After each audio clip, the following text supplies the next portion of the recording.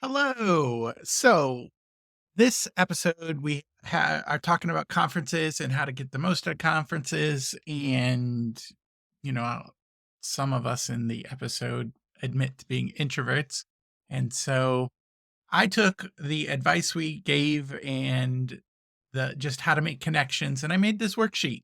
The worksheet is a conference connection worksheet.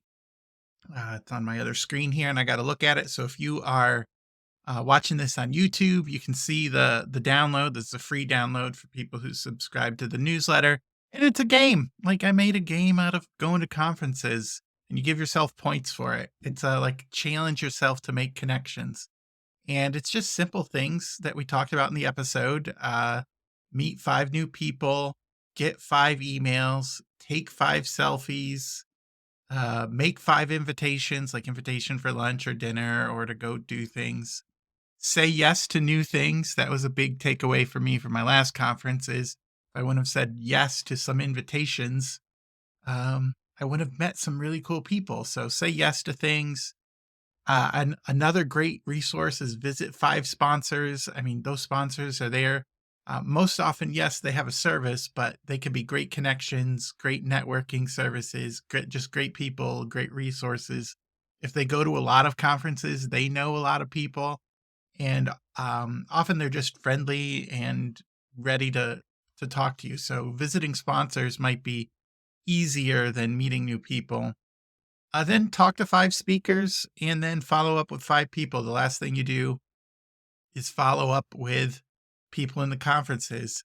And I made a game out of it. So every checkbox, every time you do one of those new things, you get a point. Give yourself a point. And so the meet 5 new people, you can get 5 points for that, and you add up your first page. Now, one of these boxes is probably more difficult for you than others.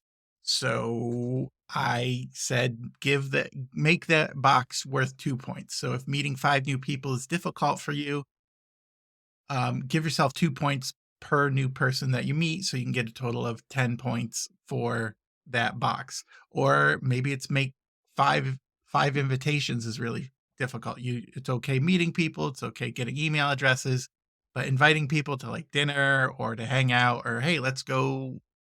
In Georgia recently, there was this cool bridge, and there was walking down the parkway. I don't know what it's called, boardwalk. It wasn't quite a boardwalk, but walking down next to the river and visiting the shops, going to some museums, uh, make some invitations. That doesn't mean they have to accept for you to get the point, but you just got to get out of your shell and make those invitations. And this is the way to challenge yourself to get the most out of your conferences. At the end, you total up page 2, total up page 1, and then you give yourself a total. And let's say you make 20 points. Okay. Well, the next conference you go to, you say, okay, my previous high score was 20. My goal this time is 25. And you challenge yourself to just get out there and meet more and more new people. So I'm really excited about making this because if you're like me, you go to at least one conference a year, and you're always wondering, how do I get the most out of it? What's my return on investment? And almost hands down, almost every time, the biggest return on investment is the people you meet.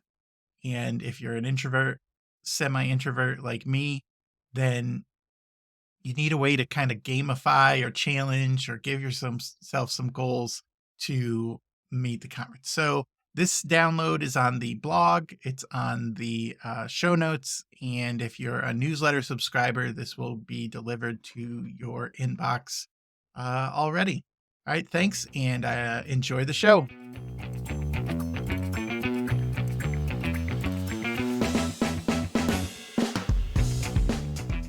Okay. Here we go. Hello, this is James Marlin, your host of the Scaling Therapy Practice. This is the show where we encourage you to take deliberate steps. I said I was going to work on this. This is the show where we ask you to take deliberate steps towards sustainable growth.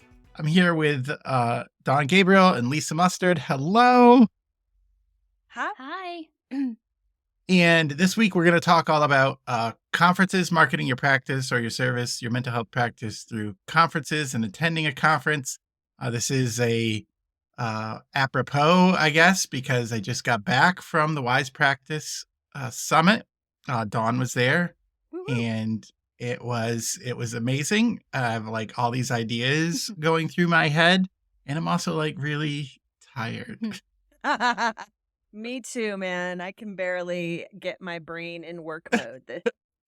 I drove, well, we broke it up into 2 days. It was 12 hours of driving, but it was like 4 hours one day and like 7 or 8 the next day. So it was good. But yeah, so we're gonna talk about conferences, how to market your practice during conferences or what do you do.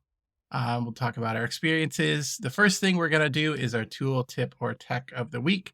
I think my tip, it's gonna just come from the book or the podcast. Profit First for Therapists with Julie Harris. And what she suggested in the book is for things that you need to save money for, just make it something you break out of for your line item and start saving. Just if you're going to, just like any of the other big topics, like if you're going to save for hiring a staff or save for a building or save for a bigger purchase, just build it into the percentage. And so I saved a small portion of my income over the last couple weeks or months, and it paid for most of the conference. And I think that was a big deal because I was really worried, how am I supposed to afford all the travel and all the things and go? Is it really worth it? And that tip really, helped me take it really helped. Um, and so that is the tip of the week. If you want to go to conferences, just make it part of your budgeting practice. So let's get into the show, marketing about conferences. It's our topic. And we've all been to conferences and we've all participated. We're going to focus on the roles of going into conferences. And the first is, how do you market your practice or your service as just an attender? Like what are some of the things you can do as attending? Dawn, what do you think? Yeah, I think this is old-fashioned marketing is the fact that you're going to be meeting people in person and just try to be friendly and go out to lunch and dinner with people that you don't know and just really be social. Um, that would be my first recommendation is just going. You can't undervalue the don't undervalue how important it is to be in person with people and just feeling their energy and their vibe and hearing them laugh, and it's Mm, just so much fun that people get to know you and remember you. Like, this was my second time at this summit where I'd seen a lot of people the year before, and it was like, oh yeah, I met you last year, and it was a way different bond. So that would be one. Another one I would say, and then I'll let Lisa share hers. I don't want to take them all. Sure. Another one is having, like, instead of a business card or something, like, have a little QR code where it goes right to your mm, website and people can just scan. Or actually, one of the guys there had I forget what it was, but it was a business card that if you scan it, it puts all his information right into your Yeah. phone. Oh yeah, that was It from was Therapy amazing. Flow. That was Yeah. Joshua. I'm Yeah. gonna get him on our podcast here soon. He was amazing. Y Well, I am such an introvert at conferences. It's like, I know I need to go, I wanna be there, but once I get there, I have a r I kinda, like, have to force myself to interact. And Okay. so, you know, I like going with somebody, a friend, you know, taking a Mm, friend with go me, with a go with a friend. friend, Yeah. and then challenge myself. So I have to, like, challenge myself to, okay, talk to 5 new people today. Like, I have to put myself out there. And then once I kinda get into it, you know, I'm fine.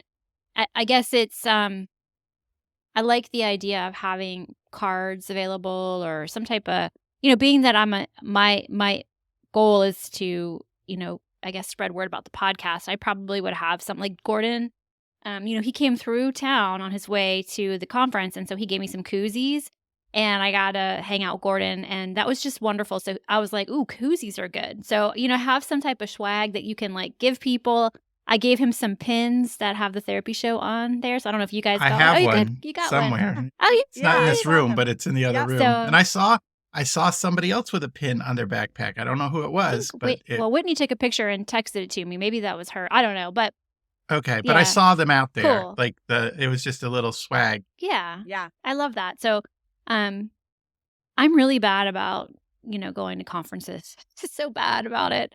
Like, I like your tip about saving for 'em. I like the ones I like staying local as just because, I don't know, I don't necessarily wanna get on an airplane and travel. I know I'm just such a homebody, but So I don't do you know. can do you live in a place where there are local conferences? Yeah. Like I haven't looked, Mhm. but my wife is like, "This was fun, but maybe we should do some local Yeah. things." Yeah. Wh- I'm lucky. Where? So, like, here in South Carolina, the South Carolina Marriage and Family Therapists, they have a conference, and Mm, South Carolina's not very big, so it's like I can go to the beach or I can go to the mountains in, like, 2 hours.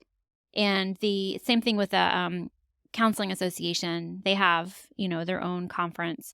And so I am lucky in that sense. I can go. And then, um, sometimes I'll pick places where my kids can go. So, like, Orlando would be mm. fun because we would make that a family trip.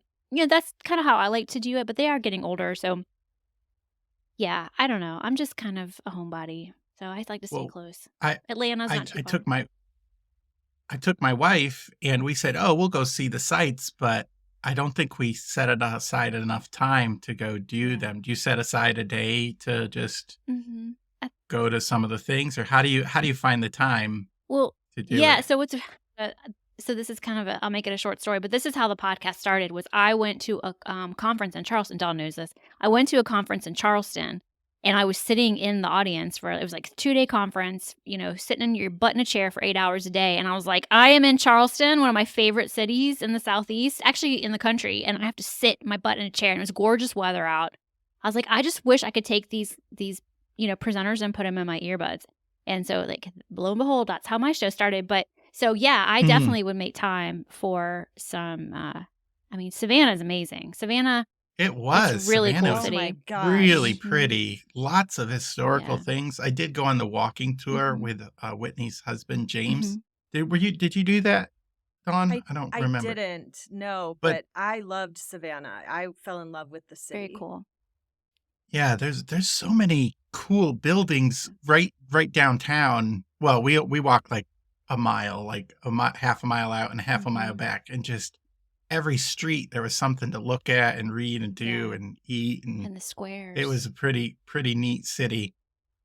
Uh, so introvert. I'm fairly like if I have to, I'll lead something, but I'm just more happy to let other people do things. So for the introverts in the audience, one of the things one of the things that helped me, and I didn't start doing it till near the end, and I'm like, I wish I would have been doing this more, is just taking selfies with people. Yeah. You know, you stand next to something cool, like there were fountains in old Mhm. architecture or light. There was a building that was lit up, and hey, do you want to take a selfie with me? People love to do it. Like it's and then you can just introduce yourself and say, "Great, thanks. I'm going to post this, on the Mhm. page. Tag me as a friend." Right. Low key, um, low key, just getting to know people because I think that's one of the main things of going to the conferences is just as you said, meeting people and getting connections. I think I'd like to make a distinction between the type of conferences Lisa was speaking Mhm. about Yeah. and then the type of Sure, sure. summit we were at. I think you do need to research what type of conference it is because I've been to boring conferences where, like Lisa Mhm. said, you're just sitting for 8 hours. Those suck. Like, Ugh. fuck. I don't go to those either. Yeah.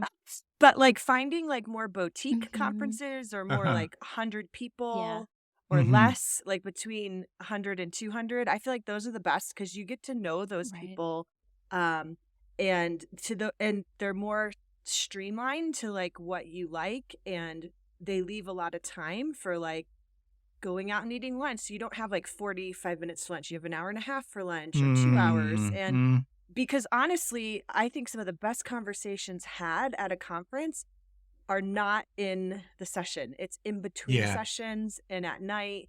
And to me, I've built some great friendships because of that. Not, yeah, sometimes I even skip sessions. Me too. Me too.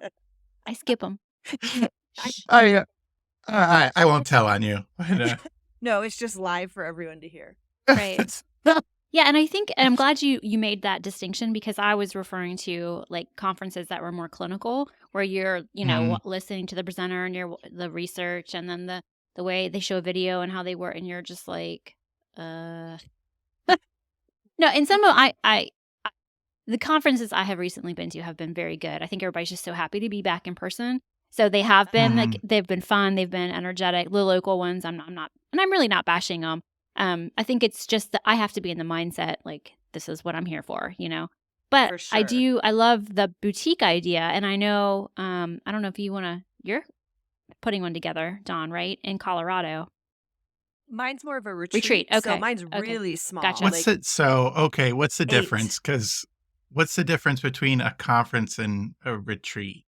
I think the size, like my retreat, I keep it to 8 to 12 people. So it's very Okay. customized and very specialized to like you niche down really tiny. And it's for more of my listeners and my followers and my audience, where I think a conference would be, yes, definitely more clinical in nature, but also I would say it's closer to 70 to 200 people. It's or bigger. It's definitely for more, I mean, that's my theory, more learning. Okay.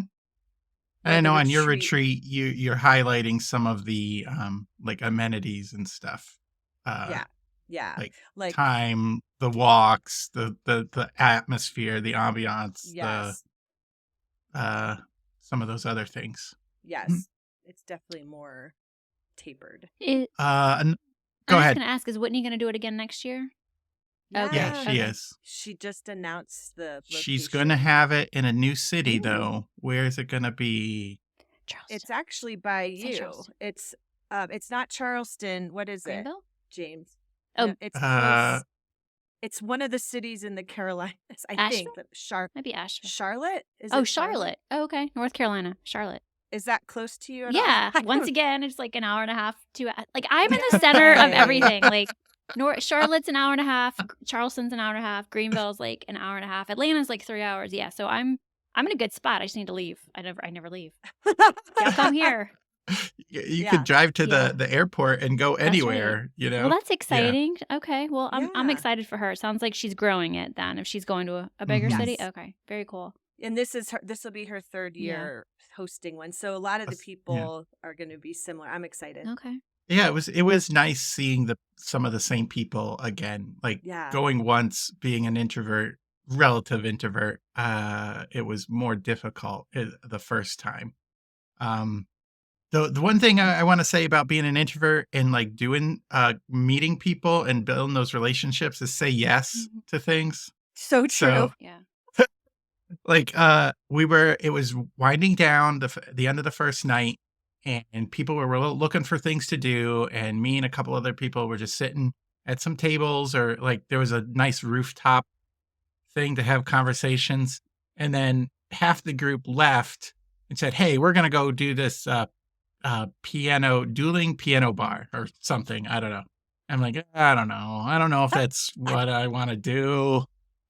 Piano, like what kind of music are they gonna play? Like, is it just, am I gonna be bored? I wasn't bored. But so anyways, one person there was the extrovert and said, we gotta go.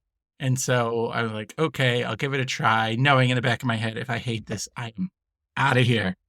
And I couldn't talk to anybody in the bar because the music, we sat right next to the stage. Oh yeah, you were there, of course. I was there. Yeah, you were behind. I was up front, and you were just a little bit behind.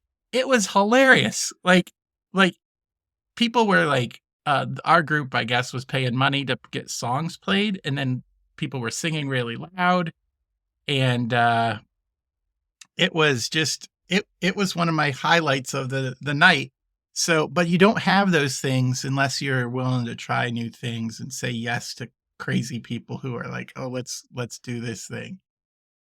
That's true. Love it. Any more about I know we could probably have a longer show on this, but any more for marketing yourself as being an attender before we move as being a sponsor? No? All right, let's move to so how if you're a sponsor, if you have a product or a service, podcast, like we do, how can you market your service as a sponsor? Yeah, so usually for sponsorships, they have different levels. There's usually like two or three different levels you can choose, and each level includes certain basically access to you. And so the first level is usually like putting something in a swag bag. So you could put Hmm. like a chapstick or whatever, a cup, a mug, whatever you want. In What do the you want to see in that bag? When you open a swag bag, what do you want to see in it? I want to see useful, practical stuff. Like I'll use pens and notepads, but sometimes things will surprise me and there's a really cool thing. Like this year there was like a wine tumbler and Hmm. the shrink Shout thing. out to Shrink Think. Yep. Oh, Whoop, that's whoop. cool. Yeah. So there was some cool things. I put in carabiners this year. Hmm. Well, because my theme is more hiking, so people can always use Hmm. carabiners. You can do so yeah, that's usually one. And then the second level is usually a little more exposure to you. That is usually like a booth or a table. Table. Yeah. And then the third is like the bells and whistles. And that's usually you probably have like you have more speaking opportunities to talk to the whole conference about what you do. So and all the stuff below. So those are the different types of ways you can sponsor. And that's where you pay money to basically get in front of all the people at the conference. That's cool. And I know, well, Gordon was a sponsor, Sightcraft. Yeah. Hmm. So, Yeah. and then I guess Shrink Think was a sponsor too. Yes. Okay. Yeah. Did you guys sponsor? No. I did Okay. not. I just wondered. I did I not just this went as an year. attendee. Although I picked up one of your pens at Gordon's table. Did you? They Yeah, were I didn't know. nice. They were Thank very you. nice pens. I do I enjoy a good pen. I used it yes. the whole conference. Oh, Oh, that's good. I good to love know. Yeah. Good pen. Yep. Mhm. I had the pens on the table. I started using it. Like, no, I'm going to use this better pen. Yeah, bad good pens, but usually one thing to mention about the swag bags is there's only one like if someone else puts a pen in, you couldn't come in and put another Right. pen. You have to pick something Oh, else. okay. So You got to pick something if different. you're going to sponsor, get in there quick Right. and pick your Yeah. thing. Daniel had well, he had mugs from the previous year, but he had coasters that I'm going to use Yeah. around my Mhm. house now. So Yeah. that was a Coasters nice are good. piece of That's a swag. good one. And you can't see it, but I'm going to start. People started. Oh, well, if you're listening to the show, people had stickers. Okay. So I Yeah. started putting them over my journal. So I got stickers from people. So I stickers. really enjoyed that. And I kept looking for stickers to stick on my bag or on my thing. So, or on my notebook, my journal here. Cool. The other thing that I think Whitney had them on her podcast or was doing like that was something that she did for the sponsors is she would give them a radio spot. It's not radio, a podcast spot on her sponsor. She also did social media for them, In um, her newsletter, an email newsletter. blast. Every every every session was introduced by a sponsor, I believe it Yep. seemed like. So they said, "Hey, I am this and this from this, and this is what I do. And hey, here is the speaker." So it got them in front of all the people, and I really like that because it could showcase what they were doing. It was more than just just like, oh, they're sponsoring the show. And then some places have the selfie area, so their logos on the selfie area, and it looked like the people who paid more money got bigger or more spots on it. So that was good. What are things? So if you're thinking about sponsoring a conference, what should you think about? Like, Lisa, have you sponsored a conference or sponsored a summit or anything? No, I haven't sponsored anything yet. long story short, I did try to place an ad in a the agenda book. So I paid for it, Mm, had it designed, and then somehow they never got it. So when I got to the conference, I was flipping through it and I was like, "Where's my ad?" I was so ticked. I mean, I was almost like crying. I was so mad. But they ended up refunding my money, but I was just still. kind of miffed. Wow. And so Yeah. I felt like I just felt like they could have offered me something like, "Hey, next year we'll give you a big page for free because I Yeah. haven't been back to that conference." I just kind of got a sour Yeah, taste in my mouth. for Mhm. sure. I would like to speak. I feel like, as far as sponsoring, I think you need to know where you're at in your Yes. business. If you don't have a lot of overhead, if you don't have a lot of money saved for it, and you're not, I don't know. It depends on who the audience Right. is. I don't think you got to figure out what the return on investment's going to be. Mm, And I feel like if you're speaking at the conference, I don't think you also need to sponsor because they're going to see you enough as a yeah. speaker. Yeah. But if you're not speaking, is depending on how much money you have. How many clients will you get to kind of get back the ROI on Yeah. that? And so, if you can maybe, I'm an extrovert, so it's easier for me to like meet everyone in person. And a lot of my listeners were at this one. And so I Mm, didn't sponsor this time, mainly because I was watching the budget really heavy. But I brought QR codes and downloads that I gave to people like, hey, scan this and get my download. mm. And so I feel like for me, I just didn't want to spend the money this year because I'm still kind of building and I don't have a lot of Yeah. money saved yet. Overhead. But if you are sponsoring, you need to know, is this your ideal client in this audience or not? Yeah. Yeah. Absolutely. I like that. All Smart. right. So moving on, have you either of you spoken at a conference? Dawn has. I have. Uh, what would you say if you're planning on speaking at a conference? How could you market yourself or your practice through that? The one thing I want to say, I'll get us started, is your speech should add value. It should not be a 60-minute sales pitch. Oh, yeah. Totally. So how would you Dawn, how would you market yourself when you go to a conference? Um, I agree with you. I think what you're speaking on needs to have a lot of value. Um, I don't. I feel like I'm gonna steal Lisa's because she's like the lead magnet queen. No, you're But fine. Go for it. the key is having at the end, like throw up a lead magnet to Call to get, action to do yeah, this. Yeah. yeah, to get emails and people to follow you and get on your newsletter. Um, but yeah, I think just having a really good content, Mm. preparing, and honestly, what I see every single time at conferences, whether they're the boring ones or the fun ones, people get too, me included, get too in our heads when we're speaking. We over prepare, we over put Yeah. stuff on PowerPoints. And one of the best breakout sessions I went to this year was my friend Steph Corporal, and she literally made us all sit in a circle, push the tables out, and it was like a huge discussion and a workshop feel. What? It was freaking amazing, and I think all conferences should be Hmm. that way because you have so much information downloading. Yeah. You need to process.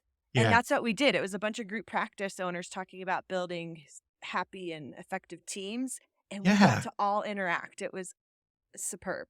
So, I say be out of the box a little bit too, and people will remember you. Yeah, I Lisa? like that. I like that a lot. And I was gonna say something similar, like, you know, I would say make your presentation really different, however you can do it. Mm. So that would be my first thing, but also provide a lot of value and give them.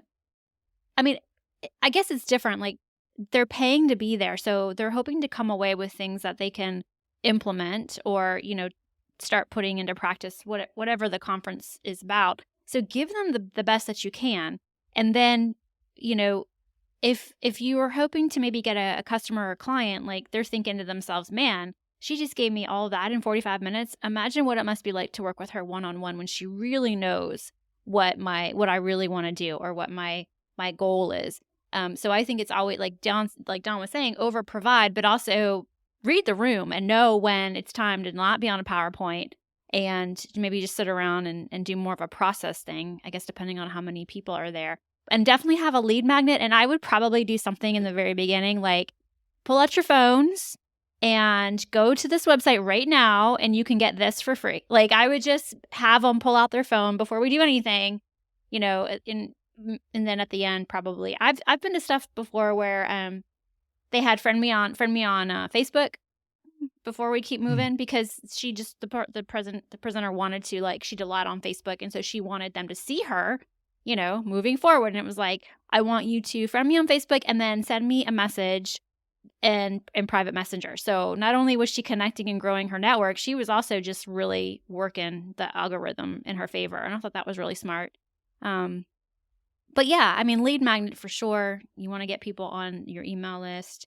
Maybe even, if you can offer like a free consultation, or, hey, tonight, this evening when we're done, I'll be hanging out at the bar and I can, the first 10 people, I'll Mm. buy you a drink. Let's just talk. I mean, just things like that. Maybe Yes. know your budget. But The first two yeah, people. The right. first two. Or like I can buy you a PBR draft and that's $2.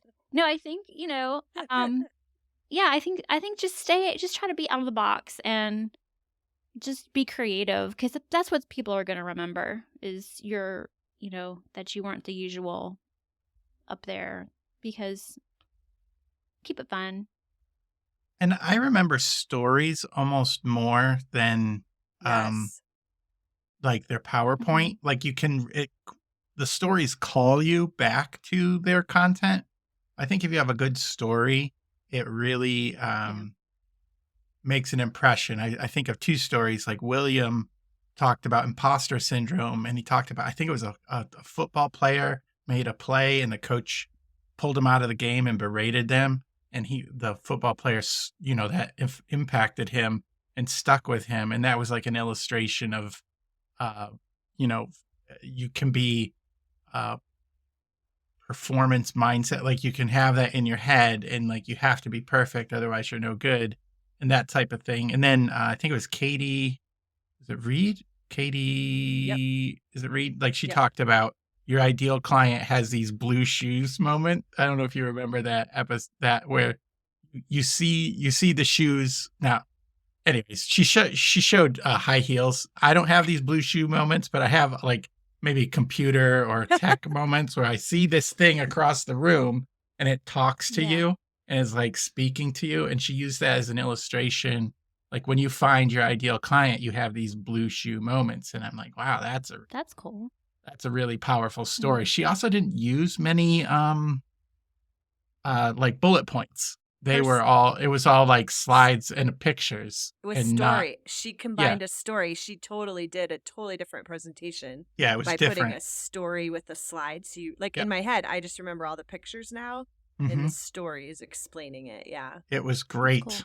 It was a really good, memorable, and different presentation.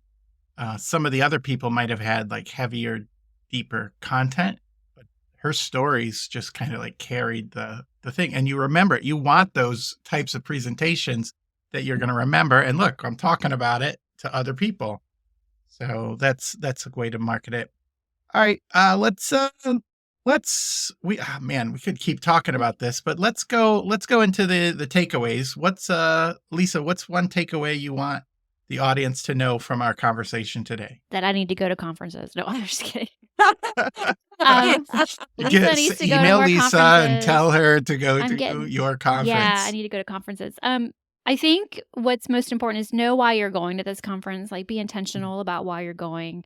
What do like, of course you're there to learn, but you're also maybe there to network, to learn about new opportunities, collaborate, just try to just see it as an opportunity for growth, and I guess that's maybe what I need to do is do that myself. And Dawn, the takeaway?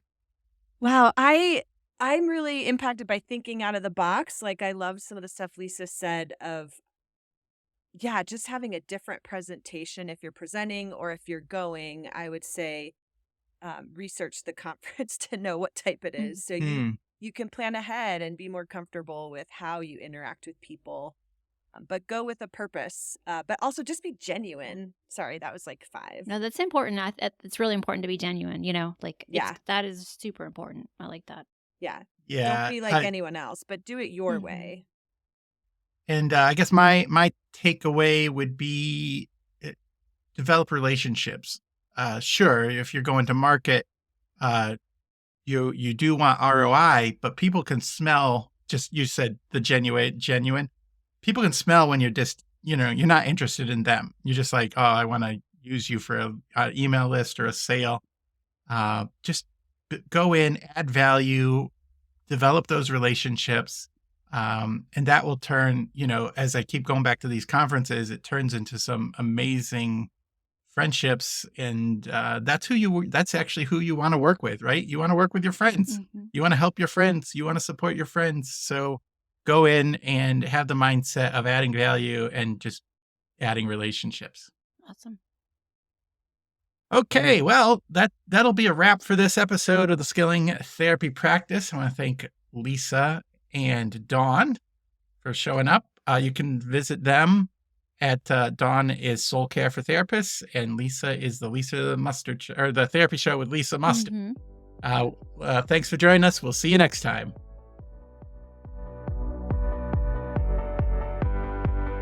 Psych Maven is proud to support the Scaling Therapy Practice podcast. If you go to stp.psychmaven.com, you can take our free personal inventory and find out what your builder type is as a helping professional.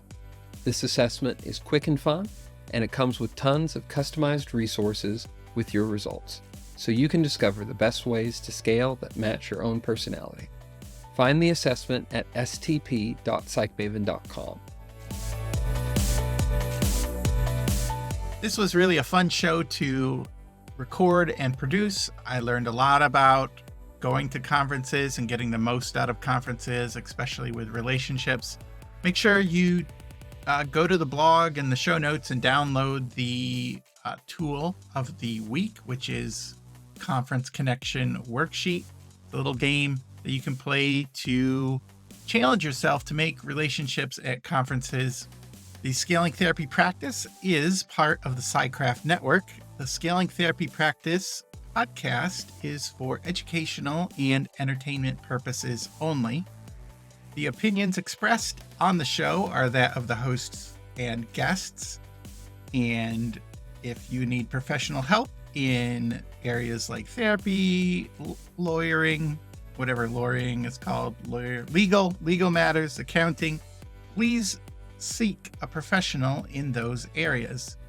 This is James for the Scaling Therapy Practice. We will see you next time.